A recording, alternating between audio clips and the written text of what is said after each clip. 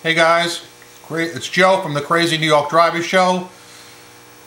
Monday night, January 10th, 2011, my first video of the year. Sorry, I know I haven't made one in a while, but I've been crazy busy doing stuff, and we're getting one snowstorm per week minimum. We're due for 8 to 14 inches tomorrow night. I gotta squeeze things in when I can, which means right now I'm actually eating. So you'll have to forgive me as I occasionally imbibe in my coffee and this. Alright? I want to pick up where I left off. I want to talk about the way you can get back at your deadbeat bidders who neg you. In my last video I told you how you can make a fake account at the library, but you must be sure to use a library computer and not your own one that can be traced back to you. That's just common sense. Now keep in mind, a fake account is not to dick over your competition. They have to be used wisely, these fake accounts. They're to get back at people who dicked you over, bid on your stuff, didn't pay you, and negged you. I'm just saying you shouldn't misuse the fake account. Now, let's say a guy does bid on your item, doesn't pay you, negs you, and you're going to get him back. You make the fake account.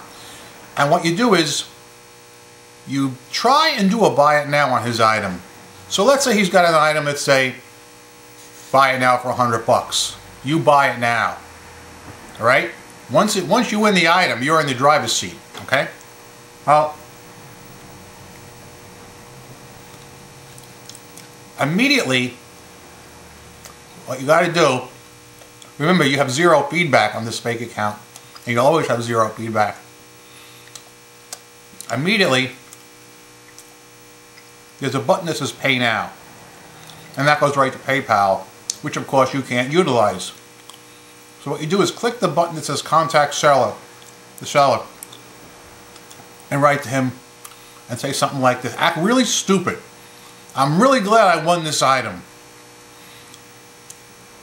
Email me with the tracking number when you ship it. Then click on Payment Sent. That'll really ruffle his feathers. Now, in a day or so, he'll get back to you and say, alright, I'll email you the tracking number, but you haven't sent payment yet. You don't have to rush to answer him right away. Wait a couple of days. Get back to him and say, hi, how are you? Yes, I got a letter from you, but you didn't put the tracking number in it. Have you shipped the item yet? Where is it? You know? And then he'll start to get a little louder. Hey, listen, bro, you didn't pay me, man. Come on. And you write back to him, I did pay you. I do not have any money in my PayPal account yet, so I mailed you a USPS money order as we agreed, even though you never agreed to anything. And then write, here is the address that eBay provided. I can't. Here is the address that eBay provided. And when you won the item, there's a name like John Smith, New York, New York, 10019. Copy and paste that into the letter. Notice there's no street address. Just John Smith, New York, New York. 10019. So, the guy, he'll write back and say, how do you expect me to get it? And with no street address, you dummy. And you write back.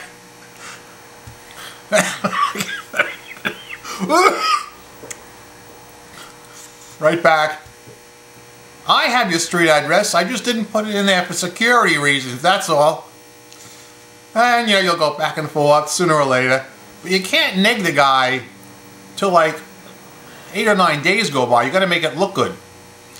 And don't put something like, what goes around comes around, or ha ha, neg you back.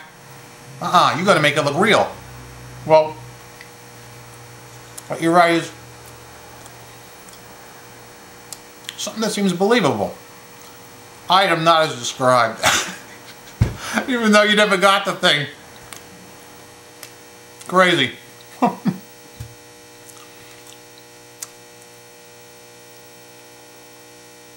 But my point is, you'll be going to that library 8 or 9 times.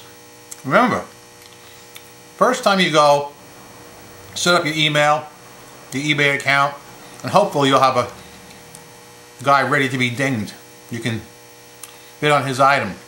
Then you got to go back 2 or 3 more times to, bang back and forth with the email. Then he's going to open an unpaid item case against you. You got to go back and you got to answer that, or your negative will get removed. Now, again, this is for people who dick you over.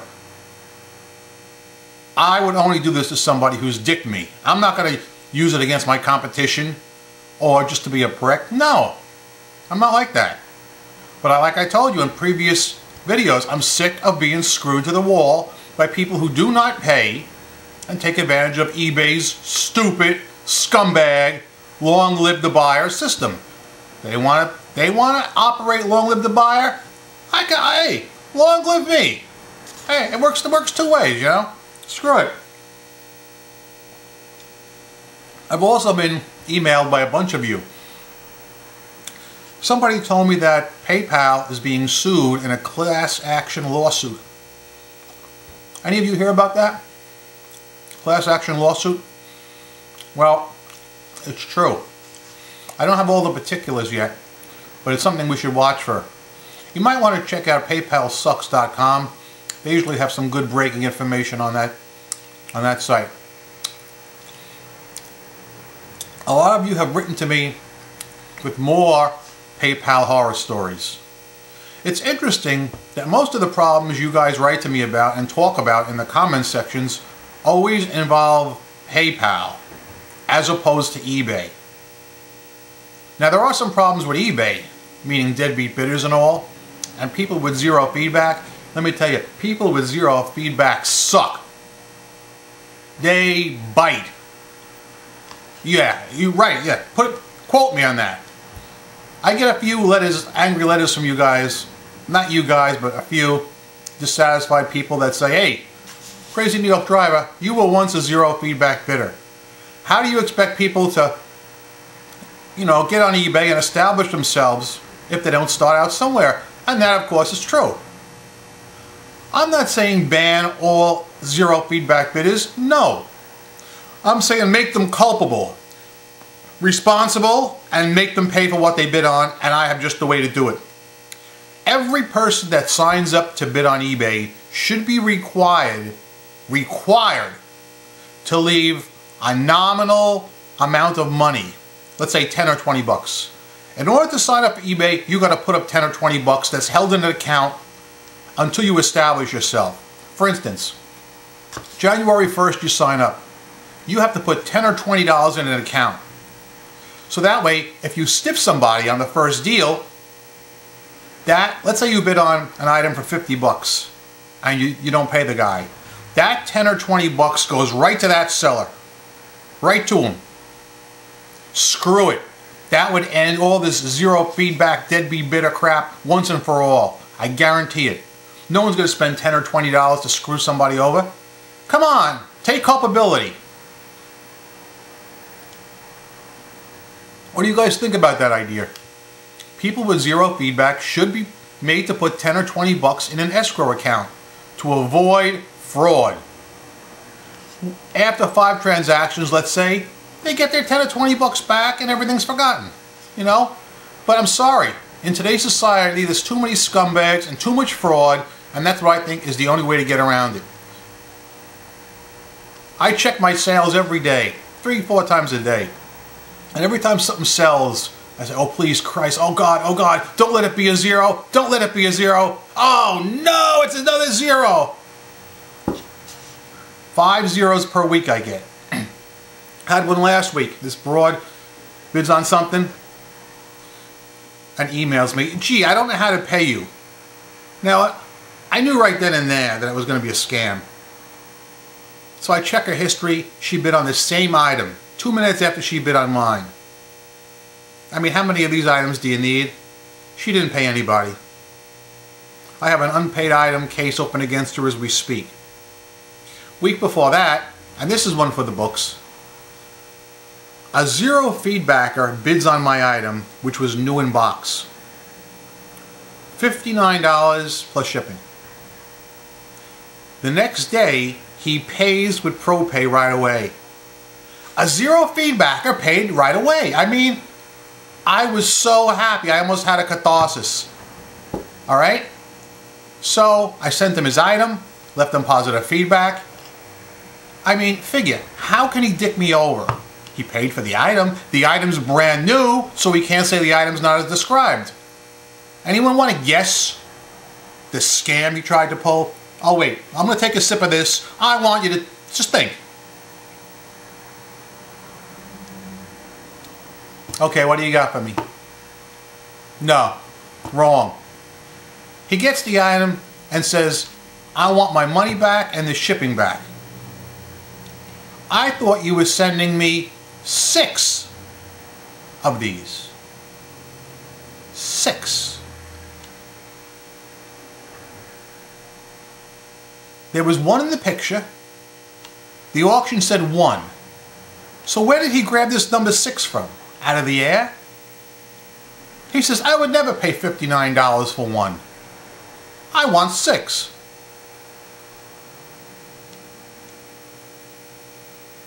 Guys, I can't make this up. This is stuff that's happened.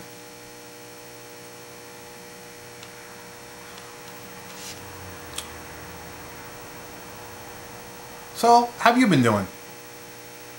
Have you guys been still selling on eBay? And if so, what have you encountered? I like to hear from you. There's several ways you can make yourself heard. The easiest way is comment below. Comment. Even if you don't like what I said, you can comment, but make sure it's on topic. I always get some screwball that makes a comment that has nothing to do with the video, a negative comment. We'll always get those people.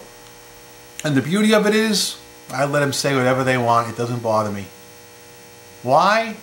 Because I'm Crazy New York Driver and you're not. That's the reason. But again, comment me. If you'd rather, send me a PM.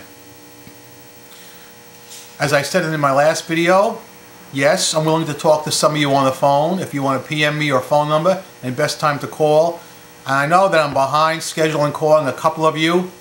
I keep saying I'll do it soon, I'll do it soon. I am. But the funny part is, I know one of you guys I called and I couldn't get you. You gave me a wrong phone number and then you wrote back to me and gave me another phone number and then nobody answered or we didn't get together, but I'll still call. Anybody wants to talk to Crazy New York Driver, I'll be more than happy to talk to you. I got a lot of things to say. I still sell on eBay, I'm still getting dicked over, but I'm still making money.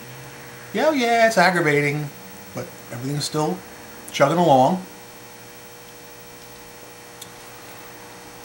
And what else is there? I guess that's about it.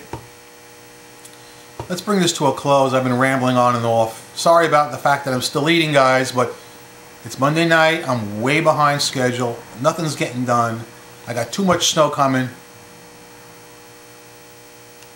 That's it.